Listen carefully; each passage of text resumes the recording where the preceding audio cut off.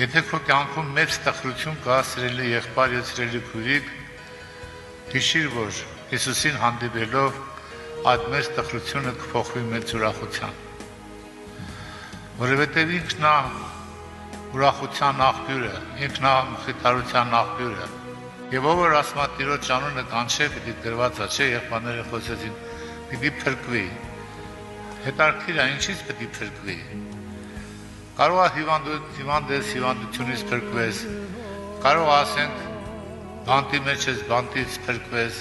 տարբեր բաներից կա փրկություն, բայց ամենակարևոր փրկությունը ո՞րն է։ Ամենակարևորը դա մեղքից փրկությունն է, երբ որ դու մեղքից փրկվես։ Ուզես թե չուզես, դու մեռած ես ծնվում։ Անկախ քո կամքից դու մեռած ես ծնվում։ Սատանան գլխավոր օծը քեզ կծել է, թունավորել է քեզ։ Քո ներսում թույն կա, մահվան թույն կա։